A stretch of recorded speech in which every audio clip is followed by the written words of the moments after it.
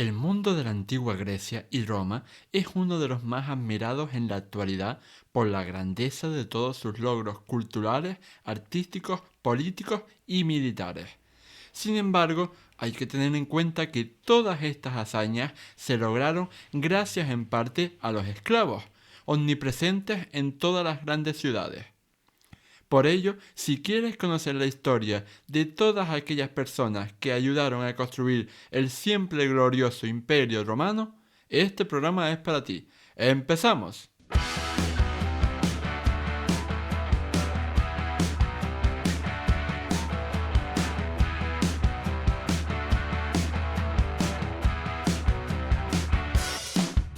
Muy buenas a todos y bienvenidos al episodio 14 del podcast de Historia, el programa con el que cualquier persona puede aprender sobre historia independientemente de su formación o nivel de conocimientos previos. Soy Óscar Hernández, historiador y divulgador histórico. Me puedes leer en mi web Historia y puedes seguirme y contactar conmigo en mis perfiles en Facebook, Twitter e Instagram.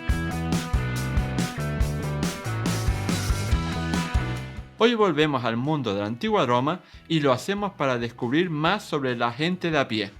Si en el anterior programa abordé la historia de Marco Vipsanio Agripa, mano derecha del emperador Augusto y uno de los hombres más poderosos del mundo, en esta ocasión quiero darle la vuelta a la tortilla para que comencemos a conocer un poco más a las personas más pobres de la sociedad romana, los esclavos, aquellos que, por no tenían ni derecho a ser considerados seres humanos.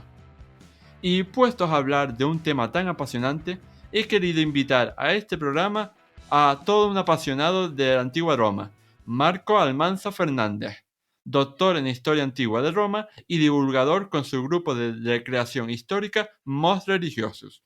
¿Qué tal estás, Marco? Hola Óscar, ¿qué tal? Encantadísimo de estar en este canal tuyo y nada, pues intentar aprender y enseñar un poquito sobre el mundo de los esclavos en la antigua Roma. Así que te agradezco la invitación, muchísimo además.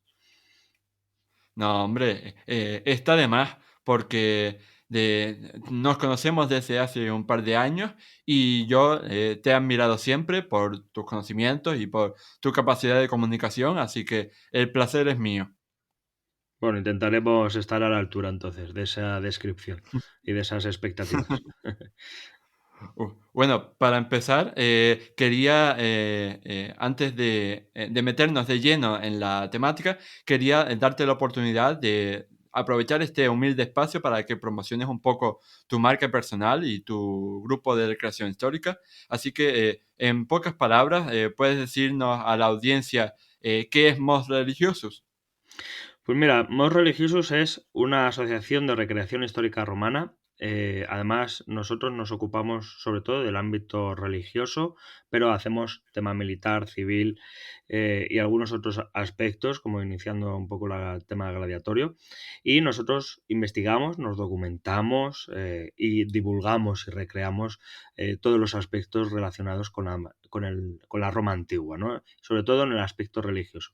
Nosotros no somos ni un grupo neopagano, ni hacemos Wicca, ni Asatru, ni otras cuestiones religiosas, sino que damos a conocer costumbres que influían en la vida cotidiana de la antigua Roma. Y esto lo llevamos a recreación tanto en colegios, institutos, universidades, museos y yacimientos arqueológicos para dar a conocer precisamente los valores de la antigua Roma, como por ejemplo lo que vamos a hablar hoy de los esclavos y de la vida cotidiana y su religión, de la religión de los esclavos también, que hablaremos hoy. Pues ya ven, mis queridos oyentes, que es un grupo apasionante y les puedo asegurar que lo hacen estupendamente bien. Y bueno, entrando ya en el meollo del asunto que nos trae hoy aquí, quería preguntarte, para empezar, ¿qué nos podrías contar sobre la vida diaria de un esclavo en la antigua Roma? ¿Cómo era una jornada típica? Bueno, lo que realmente los esclavos, todo depende también del tipo de esclavo, ¿no? Al que nos podamos referir, ¿no? Porque la vida cotidiana de un esclavo no sería la misma uno que está sirviendo en minas que uno que está sirviendo en una casa, en una domus o en una villa, como en el ambiente agrario o incluso sirviendo a algún templo, ¿no? Como servus publicus. Entonces, pero todos estos esclavos, a fin de cuentas, son personas y por tanto tienen sentimientos, tienen emociones y tienen ciertas supersticiones que eso comenzaría como cualquier otra persona, sea ciudadano o no de la antigua Roma, empezaría precisamente con una mañana temprano, bien temprano, saludando a sus divinidades principales que podrían proceder del lugar de origen de ese esclavo. Imagínate que procedía de la Galia o procedía de alguna zona de Germania o de Hispania, pues, o del norte de África, pues sus divinidades, digamos, también las traería consigo, ¿no? No es solo que den culto a divinidades romanas oficiales, ¿no? También tenían las suyas propias. Y por Mm. tanto, a partir de ahí empezarían sus labores obligatorias cotidianas, que serían servir a su dueño en la casa o ir a las cuevas en las minas o labrar el campo o el cuidado de la ganadería, ¿no? Entonces, en ese caso, tiene esas labores de la mañana que luego combinaría con alguna personal si tuviera algo de tiempo libre o en algunos casos incluso sin tener tiempo libre pues lo dedicaría a consumo alimentario para poder comer, ¿no? Sobre todo en las minas, lo poco que le habían dado. Y bueno, en una casa, por ejemplo, pues seguramente dependiendo de la función que tuviera el esclavo dentro de la casa, pues podría estar perfectamente o bien limpiando el hogar, bien haciendo en cocinas o bien ayudando a algún dueño, al dueño de la casa si tenía capacidad intelectual y sobre todo conocimientos de lengua, de escritura y de contadurías, ¿no? Entonces podría estar incluso ayudando al amo de la casa, ¿no? Entonces, grosso modo, digamos que Mm. la vida de un esclavo dependía de lo que mandaban sus dueños. Y bueno, como ya nos has avanzado un poco en esta respuesta, quería preguntarte más específicamente sobre los tipos de esclavos que nos podíamos encontrar en la antigua Roma. Había como, por así decirlo, categorías. Pues mira, tenemos un gran elenco de tipicidad de esclavos, porque en este sentido, además, la forma de hacerse esclavos ya te está marcando una forma, una categoría de esclavos, ¿no? Uno, por ejemplo, por curiosidad, serían, por ejemplo, los auctorati. ¿Eh? Estos auctorati o auctoratus en singular son personas libres ¿eh? que se convierten en infames. No son considerados esclavos, están un pelín por encima de los esclavos, pero por debajo de la ciudadanía romana. Y estos infames son los que se van a reclutar como gladiadores, perdiendo su ciudadanía. Entonces, están en esa categoría de servus, de infame, porque el esclavo, que tenemos en el imaginario popular, el esclavo es aquel al que se le castiga y se le pega y se le mata por todo, ¿no?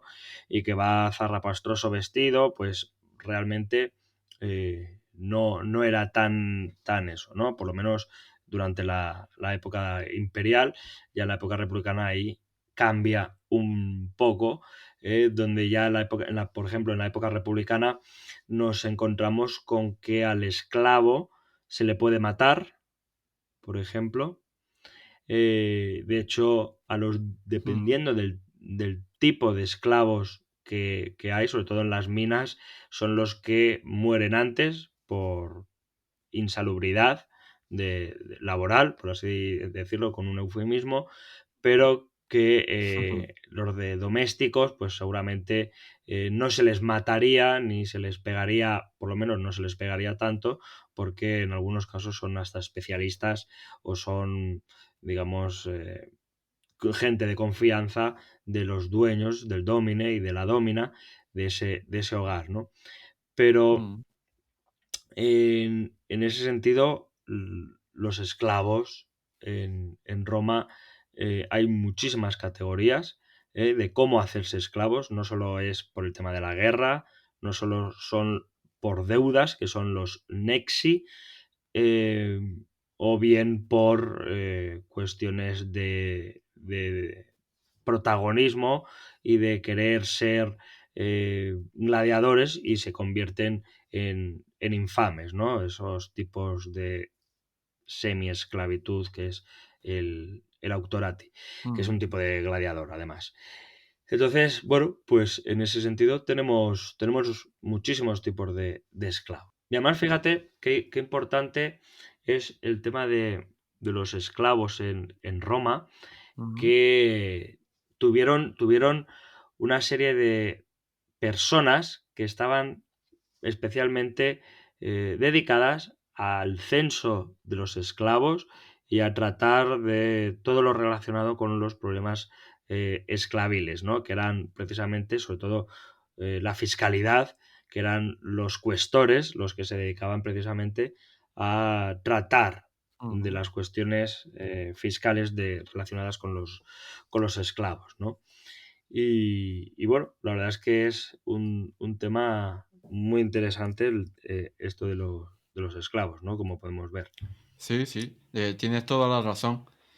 Y yo quería preguntarte otra cosa en este sentido, y es que hemos visto pues que había un montón de categorías, ¿no? De grupos entre esclavos, ya que evidentemente como tú comentabas, no es lo mismo un esclavo que está en la comodidad de una casa que un esclavo que está muriéndose en una mina. Pero también quería preguntarte, ¿había diferencia entre ser un esclavo y ser una esclava? Es decir, ¿trataban diferente a un esclavo hombre que a una esclava mujer? Sí, por supuesto. Primero, el tema de que generalmente a un esclavo em, digamos, se le obligaba a hacer trabajos forzados de fuerza, siempre y cuando su complexión física se lo permitiera, ¿no? Pero en ese sentido, el esclavo tenía cierta actitud predominante sobre la esclava, sobre la mujer esclava, en la que en la antigua Roma, curiosamente, se la veía como una procreadora de más esclavos. ¿Eh? Y en este sentido tenemos algunos datos, por ejemplo, un caso curioso que es el de Archigenia y su pareja, y he dicho pareja, Vernaclo, Mm, posible pareja, ¿eh? Porque hay que tener en cuenta que a los esclavos y a las esclavas se les prohíbe la muerte a partir del gobierno o el mandato del emperador Claudio. ¿Eh? mm, Y de tal forma que ya no se les puede matar. Antes sí, pero para que Claudio prohíba eso, pues es porque ya iba una tendencia a no estar matando esclavos constantemente, ¿no? Pero en el sentido en este de las esclavas, sí permanecía, de hecho en época republicana comienza, pero en época imperial se conserva que, por ejemplo, el caso este que te he puesto de Archigenia y Vernaclo, mm, ambos dedican una inscripción funeraria a su hijo, mm, que es considerado este hijo como desiderantísimo y es nombrado como un esclavo llamado Bernae, o Wernae, ¿no? Que es una categoría también de hijo de esclavos. mm, ¿Y por qué te cito este ejemplo? porque resulta que los dueños de estos dos esclavos, de Archigenia y de Bernaclo, parecen obligar a esta pareja de esclavos a tener a un hijo, que es este Nunno Bernae, o Wernae, que les obliga para que los dueños tengan un niño esclavo. De tal forma que a la mujer esclava, generalmente, se la utiliza para la procreación no natural de hijos o de la continuación de la esclavitud en la antigua Roma, ¿no? De esta forma lo tenemos digamos, atestiguado en algunos epígrafes, como este que te he dicho, y que además es del siglo III después de Cristo, ¿no? Por si lo quieren localizar, es Archigenia y Bernaclo.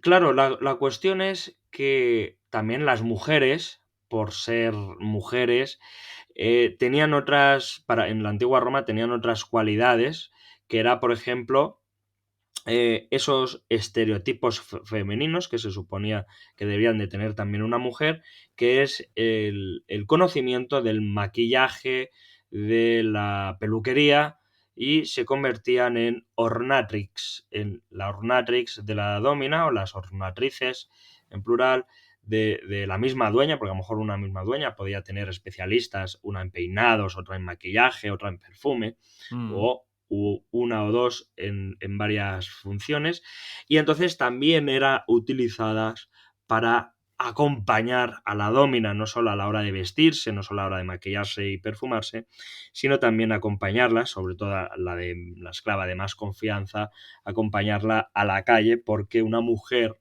sea libre y sobre todo si es esclava, lo más recomendable por la puditiquia romana es que no fueran solas, ¿no? Entonces tenían que ir acompañadas de alguien. Entonces una esclava de confianza podría hacer esa misma función, ¿no?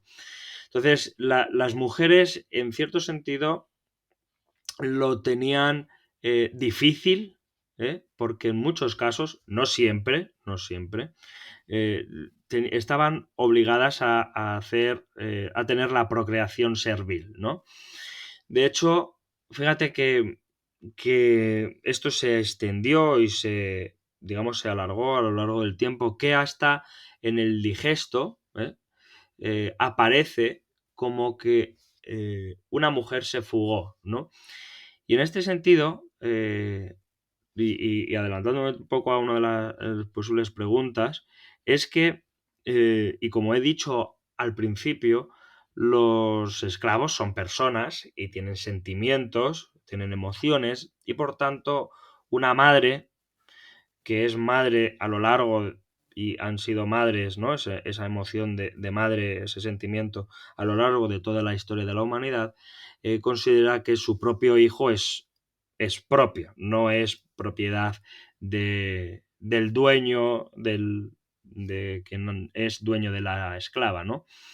Y nos cuentan el digesto, pues lo quieren buscar, digesto 47.261 o 60, que dice así, te lo leo así muy brevemente, dice: del mismo modo que una esclava fugitiva se entiende que comete hurto de sí misma, así también, si se queda con su hijo, lo convierte en cosa furtiva.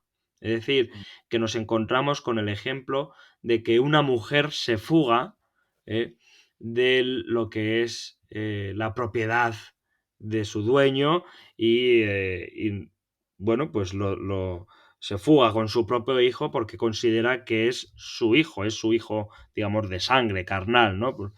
Y no es propiedad del dueño, del dueño, digamos, de la esclava, ¿no? Y entonces consideramos que en este sentido hay este tipo de sucesos, ¿no? Por eso es tan difícil eh, ser esclava en la antigua Roma, ¿no? De hecho, para nuestros oyentes, un artículo estupendo de Carla Rubiera Cancelas, también creo que su tesis doctoral va al respecto de sobre la esclavitud. Mm, Y en este caso sería esclavitud femenina en la antigua Roma entre la reproducción biológica y la maternidad. mm. Eh, y es un artículo estupendo que recomiendo leer para conocer un poquito lo que es la esclavitud de la mujer en la antigua Roma. Pues muchas gracias, Marco. Tomamos nota todos porque nunca está de más aprender más profundamente sobre esta clase de temas que a lo mejor pues no son tan divulgados como deberían. Y bueno, ahora quería preguntarte porque estamos hablando de distintas categorías, estamos hablando de distintos roles, ¿no? Incluso roles de género entre los esclavos. Y entonces, en base a esto, yo quería preguntarte, ¿cuánto costaba comprar un esclavo en Roma? Y si había distintos precios en base a las distintas funciones a las que fuéramos a dar al esclavo. Mira, sí, Catón, por ejemplo, Catón el Viejo, nos cuenta precisamente que el promedio de un esclavo podrían ser 1.500 denarios. Pero ¿qué ocurre? Que bueno, eso es una cantidad estándar, pero claro, como tú bien has citado, has indicado, por función de ese esclavo o esa esclava, eh, costaría más o menos, ¿no? Según la funcionalidad a la que Mm, tú le quieras dar, ¿no? Sobre todo quien tenía más valor, sobre todo eran los niños eran los esclavos, niños, digamos, adolescentes, los esclavos que más mm, valían, porque bueno, esos valían para, precisamente servían para muchas funciones, no solo el aspecto sexual, como objeto de sexual, de placer, sino también no solo en las minas, también como futuros aprendices de alguna de algún servicio que le podría hacer algún esclavo en la casa, por ejemplo, y que le enseñara un poco a las tareas domésticas, ¿no? Y heredar, mm, digamos, esas funciones del esclavo. Porque también hay que tener en cuenta que un esclavo también puede tener otros esclavos. ajá, Fíjate lo curioso que es que un esclavo que se lo puede permitir, porque en este sentido los esclavos, sobre todo en época imperial, no tanto en época republicana, pero sí en época ya del Principado, tenían el derecho, ¿eh? Por gracia también, es verdad, de su dueño, de tener un peculio. En ese peculio es una cantidad económica por ser esclavos y tener sus funciones. Por tanto, en algunos casos pudieron ahorrar u otros invertirlos en tareas diversas o comprarse un esclavo para sí mismo. Lo que pasa es que los dos esclavos pertenecían al dueño de la casa, ¿no? A la dueña. mm, Em, entonces los esclavos, claro, lógicamente un gramático griego traído de Grecia, donde sabía no solo la escritura, sino también enseñaba griego, también enseñaba las artes matemáticas, varias ciencias y sobre todo la música. Digamos que eso costaba muchísimo más, ¿no? Cuanto más sepas, más conocimiento tengas, más mm, habilidades obtengas, pues más vas a costar, ¿no? Y luego ya también tendríamos otros costes que ya serían por su aspecto físico, ¿no? Por ejemplo, mm, un lanista no va a buscar a un griego, a un gramático griego, sino que va a buscar a alguien fornido para luchar como gladiador, ¿no? O a lo mejor mm, alguien muy delgado para cierto tipo de gladiadores, como lo son los retiarios, ¿no? Qué curioso que el propio vendedor de esclavos, que es el Benalitius, em, vendía, valga la redundancia, los esclavos con una garantía. Además, con un periodo de garantía, como si hoy cogieras un electrodoméstico. Pues los esclavos, como son res, son cosas, pues precisamente Mm, se venden con una garantía. Y precisamente los que no estaban con garantía eran los que se vendían con un gorro puesto, ¿eh? No sabemos el tipo de gorro, seguramente un tipo Pileus o un gorro cónico o un gorro, digamos, redondeado. Pero y que lo curioso de todo esto es que aquellos que se vendían con una garantía podían ser devueltos dentro del plazo de los 6 meses tras la compra si el esclavo tenía defectos ocultos que no se manifestaron durante su venta. ¿Eh? Entonces, claro, tenía que sustituir al esclavo ujú, vendido por uno de igual categoría, calidad o superior, ¿no? En compensación. Entonces, en este sentido, también en cuestión de precios, nos lo encontramos en el edicto de precios máximos de Diocleciano. Tenemos también el nombre bueno, el precio, mejor dicho, de lo que sería el esclavo. Y aparte de otros productos, tanto de alimentación como de productos no perecederos, pues también tenemos ese precio, pero entre ellos tendríamos el del esclavo, ¿no? Lo que no sabemos es cuánto cuesta una esclava, sobre todo lo que podría costar una esclava embarazada, lo que podría costar una esclava con su hijo o una hija, si se vendía mm, con un pack, también podría venderse de esa manera y según las funciones. Entonces, en muchos mm, casos incluso se compraban para prostituirse, para los lupanares y mm. prostituirlas como lupae. A raíz de esto, quería preguntarte, eh, pues a nivel general, de forma estimativa, ¿cuántos esclavos crees que podría llegar a tener una familia rica de la aristocracia? Y la segunda Hmm. pregunta, también que quería hacerte era si las familias más humildes, pues podían permitirse tener algún esclavo. Pues mira, las familias aristocráticas, em, así, grosso modo, no podemos decir cuántos esclavos podían tener, ¿vale? Porque no, en algunos casos no lo tenemos atestiguado. Sin embargo, gracias a la epigrafía funeraria, nos podemos encontrar con que una mujer o un hombre podía liberar a sus esclavos.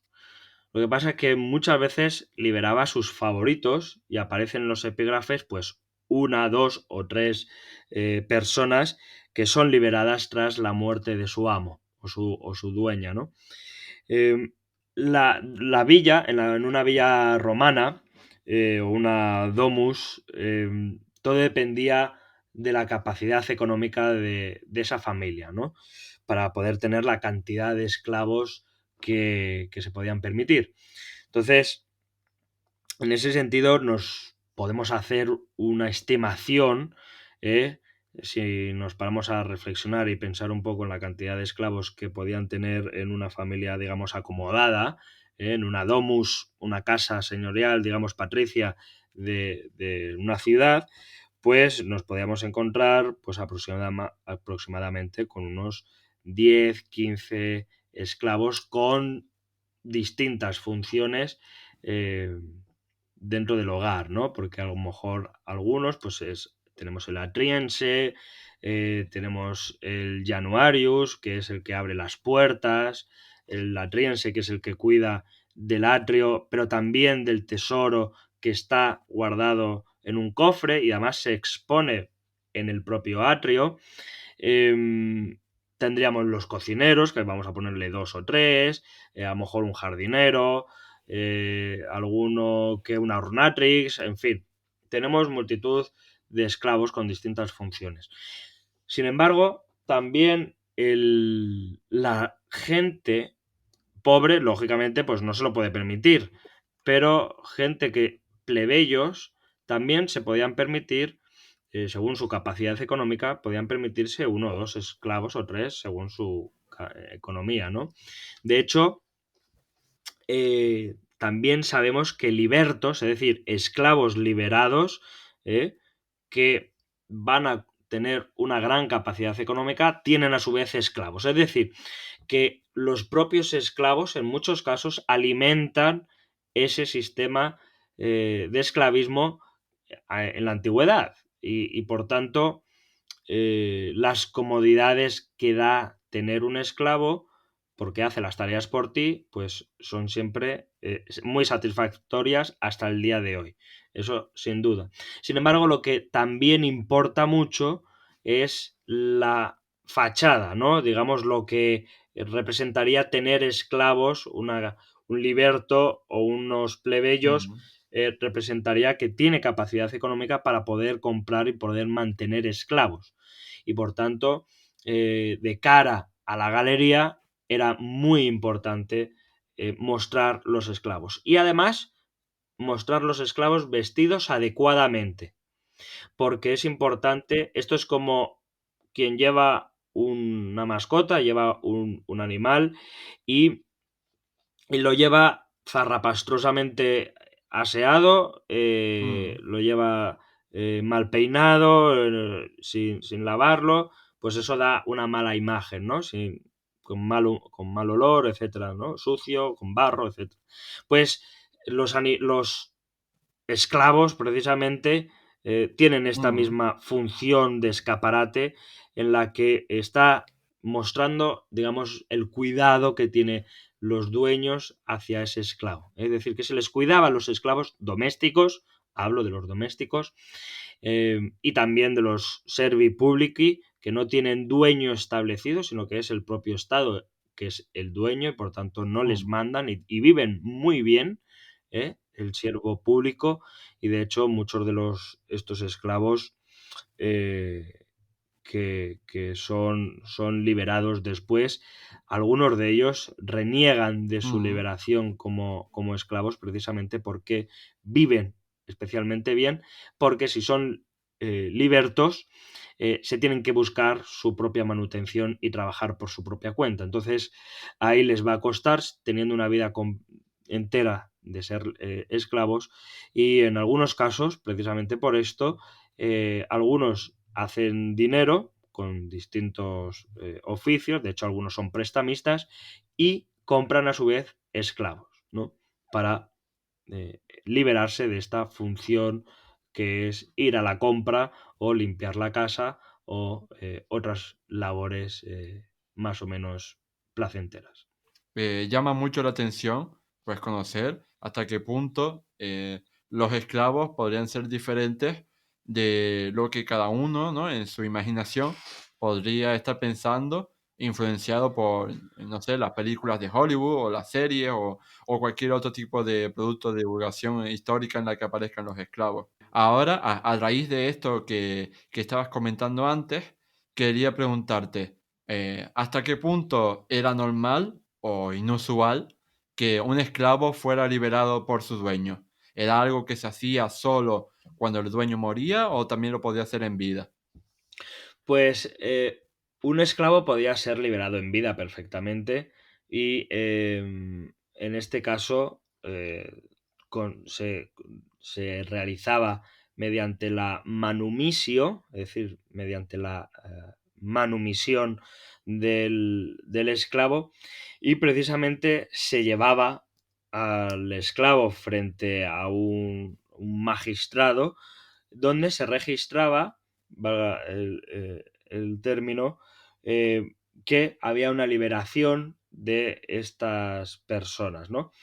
Em, y tenía que ir con algún testigo que perfectamente testificaba que la acción que estaba realizando era por motu propio y no por enajenación mental o por cualquier otra cuestión o presiones de cualquier tipo, ¿no?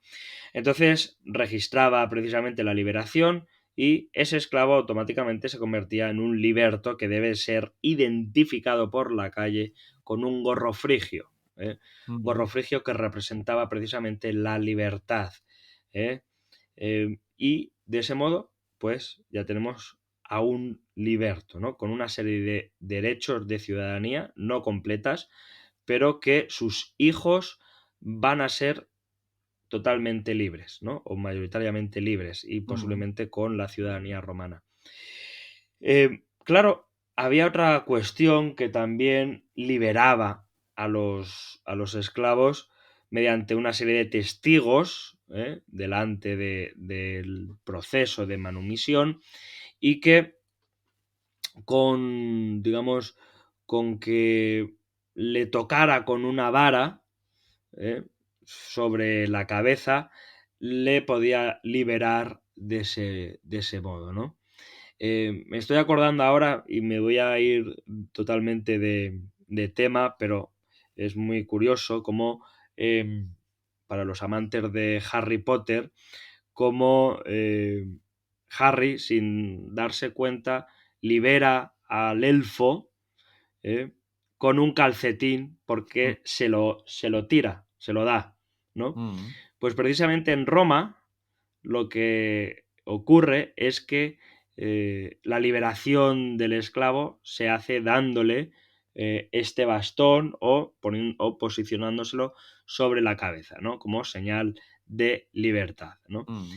Eh, También los esclavos podían comprar su propia libertad. ¿Eh? Y esto es muy curioso porque gracias a este derecho del peculio, y por supuesto que a través de las leyes de no matar a los esclavos, ¿no? En época de Claudio, y que gracias a la Lex Petronia, ¿no? Que prohíbe además a los amos arrojar a sus esclavos a a las fieras del circo, ¿no? Por divertimento. Mm, eh, los esclavos podían comprar su libertad con ese peculio, con ese dinero ahorrado y lo compraban. ¿Eh? Y de hecho, en muchos casos, hasta los esclavos podían tener sus propias parejas y casarse en gracia de los dueños y seguir con su libertad. ¿Vale? Entonces, también con la muerte del propio esclavo, era irónicamente un grado de liberación de su esclavitud. ¿Vale?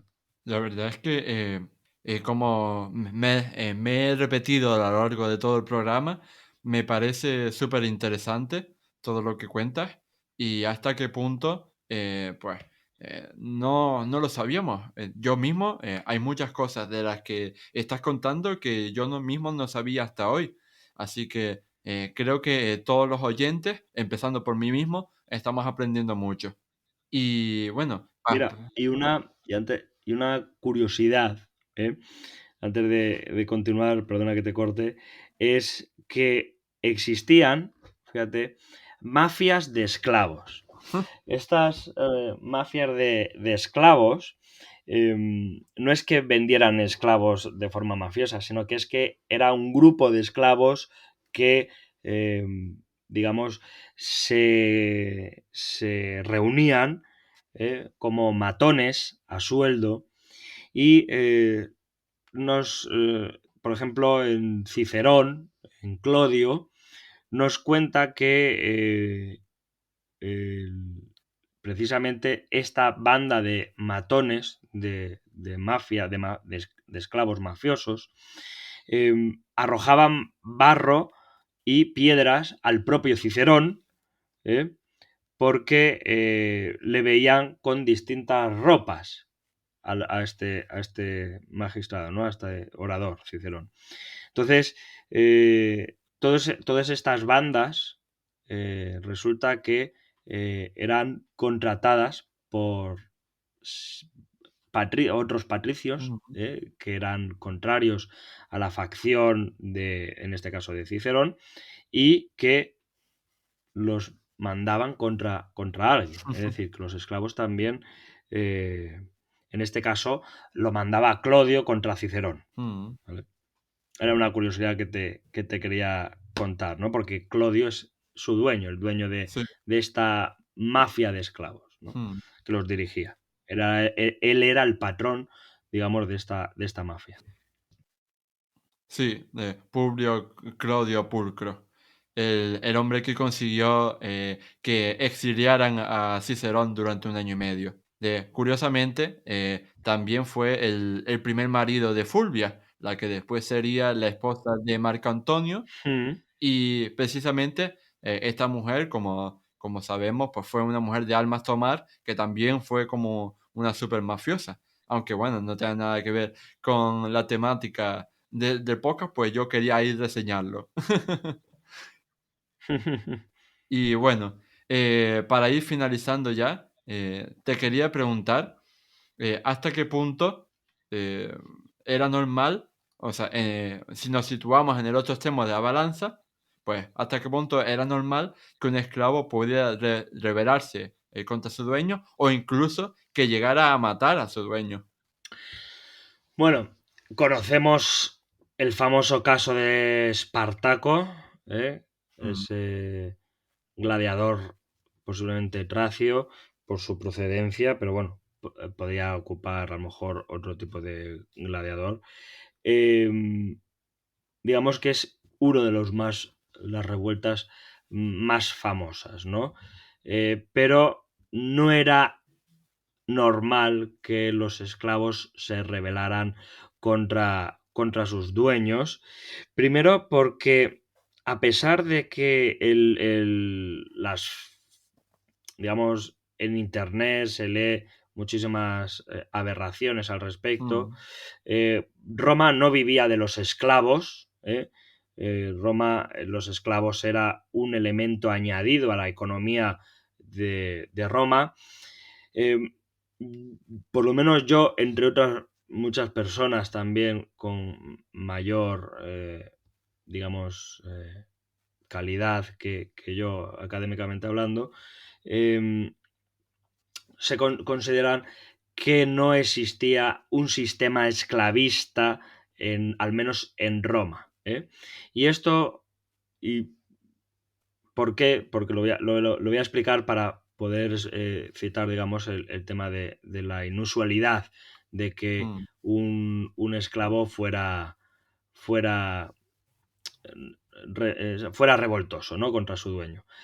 Em, digamos, la teoría marxista, porque esto es una teoría marxista realmente, lo que es el sistema esclavista, que lo aplica a las antiguas culturas y en este caso a Grecia y a Roma, pero hay que ver de forma mucho más profunda que todos estos esclavos son una cantidad mínima tanto en el campo como en las ciudades, como incluso en las minas o en la construcción, porque lo que más se pretende contratar son a ciudadanos libres, ¿no? Y de hecho, las políticas de Julio César, precisamente aprendiendo de estas revueltas serviles que hubo con Espartaco, aprende que los esclavos tendrían que ser muchísima menos cantidad y contratar a ciudadanía libre, ¿no?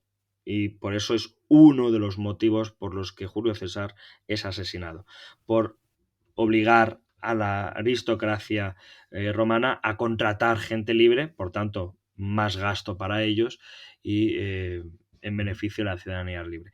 Por tanto, la cantidad de esclavos que se puedan rebelar contra sus dueños o contra el Estado realmente son muy pocas posibilidades y muy pocas veces ha ocurrido a gran escala. ¿Que es posible que alguno de los esclavos hubiera matado a la hija de la dueña por venganza y haya huido, etcétera, etcétera? Pues evidentemente a lo mejor ha podido pasar indudablemente, ¿no? Por malos tratos y por tanto por venganza. Pero no hay tantas revueltas de esclavos como nos dice Hollywood o mm, nos puede decir incluso la historiografía cristiana que durante el periodo del dominado, todavía durante los cristianos, imponiendo su religión, mm, también había servus y esclavos, que luego se convirtieron también casi en colonos, que seguían existiendo, ¿vale? mm. Por tanto, los esclavos no son ya digo, no son tantos, no hay un esclavismo al estilo materialista o el estilo de la teoría marxista, Mm, sino que había más ciudadanía libre que trabajaba. Y esto rebaja las posibilidades de revuelta esclavil mm, en la antigua Roma. mm, De hecho, además, a quien se rebelara, hay un artículo que además escribí para tu blog de Web Historiae, precisamente hablando de los castigos a los esclavos. mm. Pues bueno, ya lo saben, amigos. Visiten la web Historia para más información. Y Sí.